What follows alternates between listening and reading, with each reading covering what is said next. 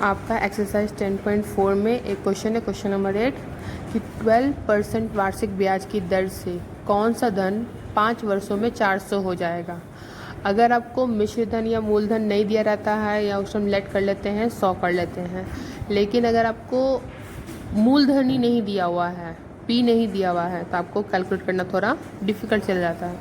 तो यहाँ पे हम क्या करेंगे, पी को मान लेंगे कि मूलधन को मान लेंगे कि पी है यानी प्रिंसिपल। ठीक है, तो अगर मूलधन पी है तो ब्याज कितना होगा, अमाउंट यानी मिश्र धन में से अगर हम मूलधन को हटा देंगे तो हमारा क्या आ जाएगा, ब्याज। तो मूलधन माइनस मिश्र धन हमारा आएगा ब्याज। तो ये आ गया आपका मूलधन कितना दिया, मिश्र धन कितना दिया गया 400। 400 में से पी को घटाएंगे तो ये हो जाएगा। ठीक है, अब इसको वैल्यू को पुटअप करेंगे। हमारा फॉर्मूला क्या है, ब्याज बराबर मूलधन गुने समय गुने दर बराबर 100। तो ब्याज हमारा अभी हमने निकाला था, ब्याज कितना है 400 माइनस पी, और फिर मूलधन हमने क्या लेट किया है पी, और हमारा फिर समय कितना है 5 वर्ष, और दर कितना है 12%। 12% ये हो गया। अब इसको हम कैलकुलेट करते हैं तो ये कैलकुलेट करने पर आता है 3/5। 5 के टेबल से किया, 2 के टेबल से किया तो ये 3/5 आया।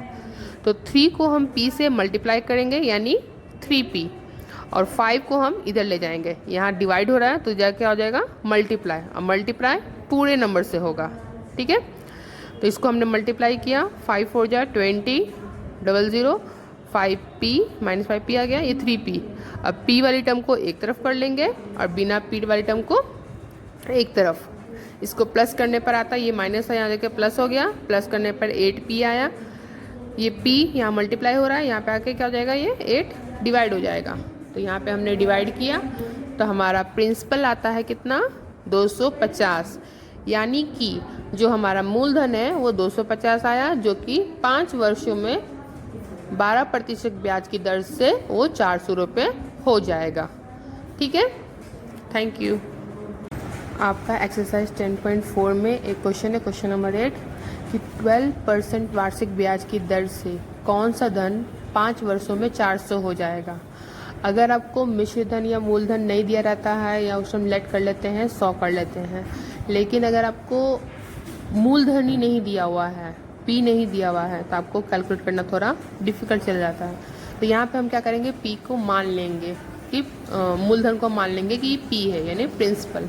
ठीक है, तो अगर मूलधन पी है तो ब्याज कितना होगा, अमाउंट यानी मिश्र धन में से अगर हम मूलधन को हटा देंगे तो हमारा क्या आ जाएगा, ब्याज।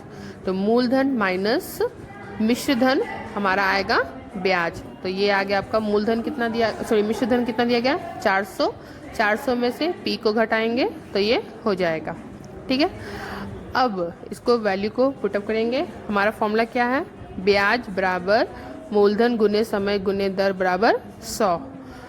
तो ब्याज हमारा अभी हमने निकाला था, ब्याज कितना है 400 माइनस p, और फिर मूलधन हमने क्या लेट किया है p, और हमारा फिर समय कितना है 5 वर्ष, और दर कितना है 12%। 12% ये हो गया। अब इसको हम कैलकुलेट करते हैं तो ये कैलकुलेट करने पर आता है 3/5। 5 के टेबल से किया, 2 के टेबल से किया तो ये 3/5 आया। तो 3 को हम p से मल्टीप्लाई करेंगे यानी 3p, और 5 को हम इधर ले जाएंगे, यहाँ डिवाइड हो रहा है तो क्या हो जाएगा मल्टीप्लाई, और मल्टीप्लाई पूरे नंबर से होगा। ठीक है, तो इसको हमने मल्टीप्लाई किया, 5 4 जा 20, 00, 5p माइनस 5p आ गया, ये 3p। अब p वाली टर्म को एक तरफ कर लेंगे और बिना p वाली टर्म को एक तरफ। इसको प्लस करने पर आता है, ये माइनस है यहाँ जाके प्लस हो गया, प्लस करने पर 8p आया। ये p यहाँ मल्टीप्लाई हो रहा है, यहाँ पे आके क्या हो जाएगा, ये 8 डिवाइड हो जाएगा। तो यहाँ पे हमने डिवाइड किया तो हमारा प्रिंसिपल आता है कितना 250, यानी कि जो हमारा मूलधन है वो 250 आया, जो कि 5 वर्षों में 12% ब्याज की दर से वो 400 रुपये हो जाएगा। ठीक है, थैंक यू।